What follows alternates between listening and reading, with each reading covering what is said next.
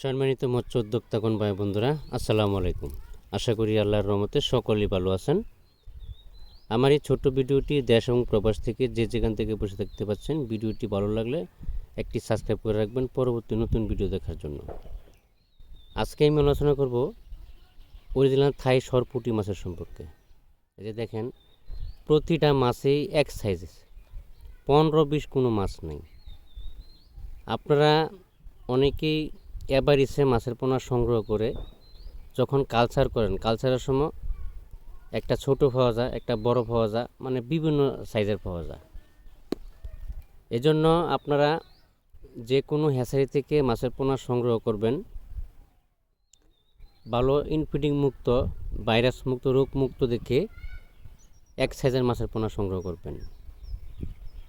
এখানে আরেকটা সিস্টেম হলো যে যারা অনেকেই আপনার রেণু উৎপাদন করার সময় যারা পিজি ব্যবহার করে না, এই ধরনের মাছের পোনার রোগান্তর বা রোগবালাই বেশি দেখা দেয়।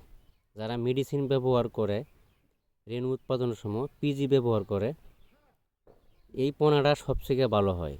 এই পোনার কোনো রোগবালাই হয় না বা কোনো মাছের কোনো সমস্যা দেখা দেয় না। এই জিনিসটা অনেকেই জানে না। এজন্য মাছের পোনা সংগ্রহ করার সময় একটু খেয়াল রাখবেন যে কোথা থেকে মাছের পোনা সংগ্রহ করতেছি, ইউটিউবারের কাছ থেকে, না একটা হ্যাচারির কাছ থেকে, না নার্সারি থেকে, না দালাল বাটপাদের কাছ থেকে। সচেতন থাকবেন এসব বিষয়ে। আপনার পরিচয়ের মাধ্যমে যদি কোনো হ্যাচারি থেকে থাকে, এসব জায়গা থেকে মাছের পোনা সংগ্রহ করবেন, তাহলে আপনার ভালো মানের মাছের পোনা পাবেন। আজকে এই পর্যন্তই। সকলেই ভালো থাকবেন। আল্লাহ হাফেজ। কথা হবে পরবর্তী ভিডিওতে।